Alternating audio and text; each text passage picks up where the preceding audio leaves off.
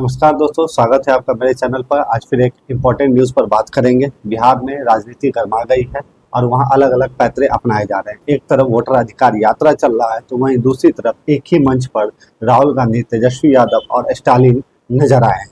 तो ये क्या कहता है? ये एक कहानी है, इससे कई कहानी निकलेंगे। तो इस सिचुएशन पर एक शेर तो बनता है। तो शेर है, एक नज़र का फसाना है दुनिया, एक नज़र का फसाना है दुनिया, 100 कहानी है एक कहानी से।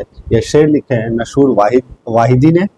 तो ये जो शेर है ये इस सिचुएशन पूरा फिट बैठता है। तो अब आते हैं, बात करते हैं स्टालिन को बिहार में क्यों लाया गया।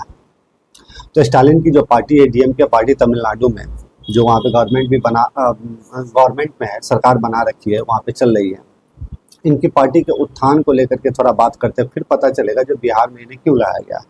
इस पार्टी की जो उत्पत्ति हुई वो 1949 में अन्ना दुरई ने की थी। 1949 में द्रविड़ आंदोलन के द्वारा, यानी कि द्रविडियन के सेल्फ रेस्पेक्ट, उनकी भाषा को लेकर के, उनकी आइडेंटिटी को लेकर के ये इस पार्टी की उत्पत्ति हुई। और ये पार्टी ब्राह्मणवादी विचार जो उसका विरोध करती है, जातिवाद के खिलाफ है, आरक्षण को सपोर्ट करती है। तो इस पार्टी को अगर देखें और आरजेडी की जो पार्टी है उसको मिलाए तो दोनों की सिचुएशन सेम होती है। दोनों की विशेषताएं, दोनों के सिद्धांत लगभग सेम है। डीएमके जो पार्टी है तमिलनाडु में, ये पार्टी भी लोअर कास्ट, बैकवर्ड क्लास जो है उनका ये आवाज़ रहे हैं। वहीं आरजेडी भी वही काम किया है, लालू प्रसाद यादव के द्वारा ये काम किया गया है। इस बात को नकारा नहीं जा सकता है। तो लालू प्रसाद यादव अब पॉलिटिक्स में नहीं है। पॉलिटिक्स में मतलब कि यानी कि पूरे पब्लिक फिगर, यानी कि बाहर आकर के पॉलिटिक्स नहीं करते, घर में बैठे हुए हैं। उनके स्थान पर तेजस्वी यादव है और तेजस्वी यादव उस तरीके से वो आवाज़ नहीं बन पाए हैं। हाँ, पिछली चुनाव में जॉब के मुद्दे को लेकर के उनको कुछ सफलता मिली थी, लेकिन उतनी सफलता अभी नहीं मिल पाई है, सरकार नहीं बना पाए। अब कांग्रेस भी वहाँ है तो कांग्रेस को बिहार में उतनी ज़्यादा सफलता मिल नहीं रही है। तो स्टालिन को यहाँ क्यों लाया गया है, इस पर थोड़ा बात करते हैं। तो ये आरजेडी और स्टालिन की जो पार्टी है, दोनों की सिद्धांत लगभग सेम है। और ये फिर से लोअर कास्ट के आवाज़ को फिर से उठाने की कोशिश की जा रही है। यानी कि लालू प्रसाद यादव के एक रिप्लेसमेंट है स्टालिन, समझा जा सकता है, या उनके स्थान पर उनको ला करके एक रिप्रेजेंटेटिव के तौर पे लोअर कास्ट, बैकवर्ड क्लास के पिछड़े वर्ग जो हैं उनके आवाज़ को आगे बढ़ाने की कोशिश की जा रही है स्टालिन के द्वारा। ये एक पहचान, ये एक मार्क दिया जा रहा है। ये एक बोल सकते हैं लोगों में ये जज्बात बैठाने की कोशिश की जा रही है, जो अब भी आरजेडी पिछड़े वर्ग के नेता के पिछड़े वर्गों के आवाज़ के रूप में यहाँ खड़े हैं।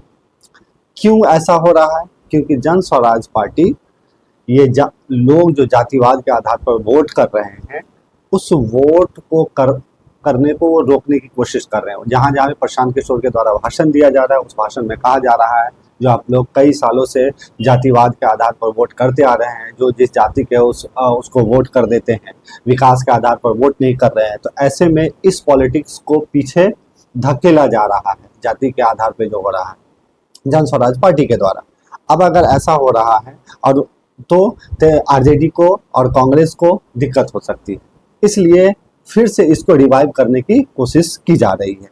वहीं तेजस्वी यादव के द्वारा जो जॉब का मुद्दा उठाया गया था पिछले चुनाव में, उसका कुछ रिजल्ट भी आया और फायदा भी पहुंचा। वहीं इसी जॉब के मुद्दे को जन स्वराज पार्टी बहुत आगे लेकर के चली गई।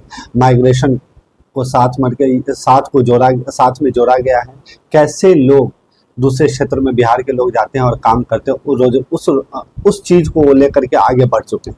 तो जॉब के मुद्दे को भी लेकर तेजस्वी आगे उतना बढ़ा नहीं पाएंगे जो जन स्वराज आगे लेकर के चले गए हैं। तो ऐसे में फिर से बिहार में जो पहले पिछड़े वर्ग की आवाज़ को उठा करके राजनीति को जीतने की कोशिश की गई थी, फिर से यहाँ पर एक उत्पत्ति देखने को मिल रहा है, जहाँ स्टालिन को ला करके फिर से पिछड़े वर्ग के आवाज़ के पॉलिटिक्स को सामने लाकर राजनीति को जीतने की कोशिश की जा रही है। अगर ये वीडियो आपको अच्छा लगा तो चैनल को लाइक करें, शेयर करें और सब्सक्राइब जरूर करें। Thank you.